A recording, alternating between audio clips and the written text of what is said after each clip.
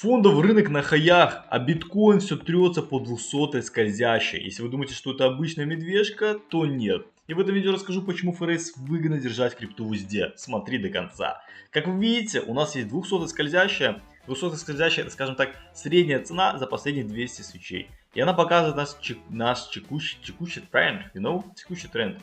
Мы сейчас видим, что мы закрепились под этой скользящей, то есть мы пробили, тестировали раз, два, и прямо сейчас мы тестируем эту 200 скользящую. Как видите, я уже зашел в шорт от нее, я заходил не первый раз, потом насколько я здесь закрылся в безубыток, и сейчас опять захожу в шорт. Потому что мои цели по BTC находятся вот в этом диапазоне 55-45 тысяч долларов. Я думаю, что мы туда вероятнее всего придем. Да, у нас фондовый рынок сейчас летит, S&P 500 новые хаи пробивает, посмотрите, просто новый исторический максимум. Если мы зайдем и посмотрим, допустим, месячный чарт, посмотрите, что происходит с акциями в США. Они просто где-то в стратосфере, в космосе.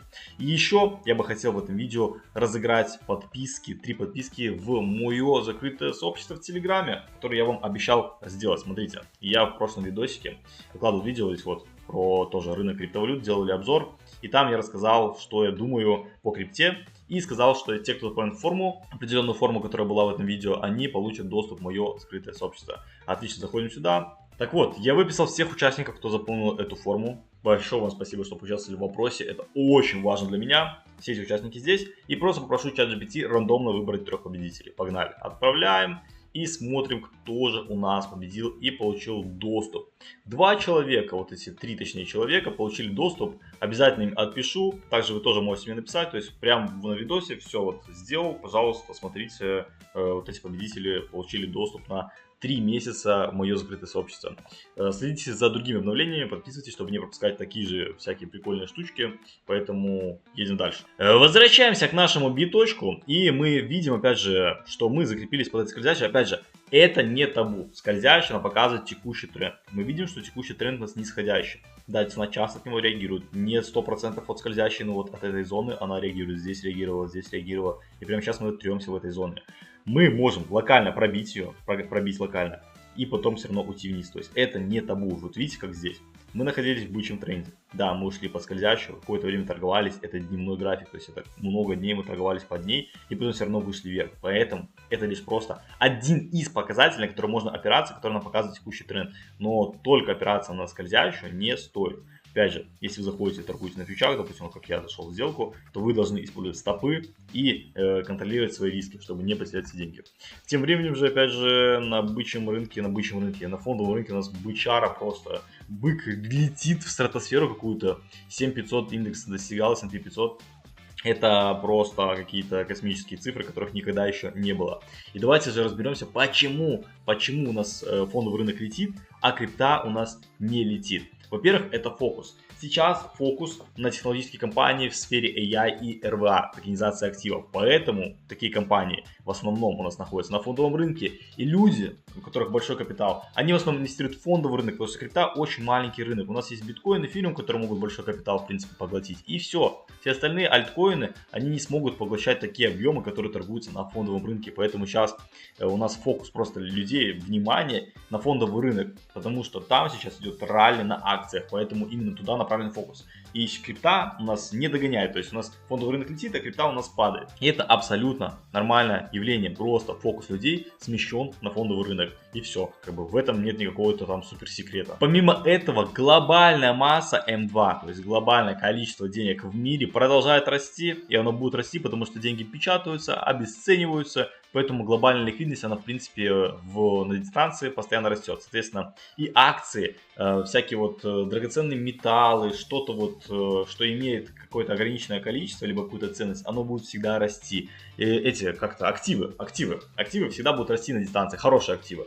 Поэтому глобальная масса растет и активы растет, фондовый рынок растет. Да, у нас бывают коррекции более затяжные, но в целом, видите, что даже если у нас идет какая-то стагнация по денежной массе, то на фондовом рынке у нас тоже идет коррекция. Сейчас у нас денежная масса растет, соответственно, и рынок фондовый у нас растет. Крипта отстает, потому что крипта сейчас не интересна людям. Давайте даже с вами посмотрим Google Trends. Я выбрал 4 популярных запроса. Это биткоин, эфириум, крипто и альткоины. И мы видим, как у нас менялась тенденция к поиску. Это конкретно по YouTube, что в 2017 году у нас была бычка, у нас просто зашкаливали объемы поиска. В 2021 году то же самое. И прямо сейчас 2026 год, у нас идет стагнация. Людям не интересно, они даже не смотрят видосы, они даже не гуглят. Вот просто посмотрите, это у нас биткоин, то есть биткоин находится на оценках 16, эфириум на оценках 4, крипто на оценках 27, а альткоин вообще 0. Альткоины тупо никому не интересно на ютубе, никто не ищет и не смотрит информацию по альткоинам. Иногда, когда бывают какие-то всплески, да, появляются там локальный всплеск, но это глобальный график с 2008 года, и поэтому здесь этого не видно. Но в целом у нас тенденция идет на спад, то есть людям сейчас крипта просто не интересно. Но при этом есть положительные сдвиги, которые тоже, опять же, влияют на рынки. Это ликвидность, Федеральная резервная система покупает облигации. И мы видим, что у нас здесь тренд развернулся. Это график у нас с 2002 года по 2026 год. И когда у нас рос баланс ФРС, вливалась ликвидность в рынки, у нас рос, в принципе, рынок и крипта, и фондовый рынок. Если посмотреть за последний год, мы видим, что после QT количество ужесточения у нас идет QE, когда у нас ФРС наращивает баланс, то есть увеличивает баланс облигаций на своем балансе. Баланс, много балансов.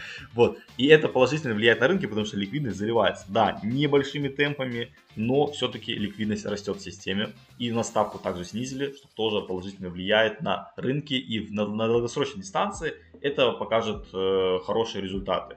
В краткосроке, опять же, биткоин у нас пока никому не интересен, фокус на крипту у людей нету, поэтому она и не растет. Но вот фондовый рынок как раз таки уже реагирует, уже на снижение ставки, на рост баланса ФРС, на какие-то стимулы. Все вот это уже вкупе работает, и фондовый рынок растет. Тем более у нас идет хайп AI, РВА, и это вот тоже все подпитывает на то, чтобы фондовый рынок рос. Но при этом Уоррен Баффет, самый популярный инвестор, у которого огромное количество кэша, он сейчас как раз таки и собирает кэш. Он не покупает акции. Он считает, что мы находимся в пузыре.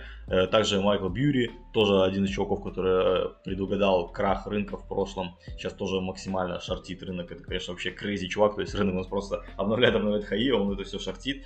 Удачи ему. Но вот даже крупные инвестора предвещают, что мы находимся в пузыре и, вероятнее всего, нас ждет крах. Что, в принципе, имеет место быть, потому что, опять же, фондовый рынок, он просто летит куда-то в стратосферу и без остановок. Исходя из этого, мы делаем вывод, что пока биткоин у нас находится ниже 200-й скользящей, мы не можем рассчитывать на бычий какой-то тренд. Мы находимся в нисходящем тренде, это уже давным-давно понятно, что вот в 2025 году мы ставили хай, и после этого началось снижение. Впереди у нас лето. Лето один из самых скучных периодов на рынках, когда просто ничего не происходит, рынок стоит в боковике, низкая волатильность.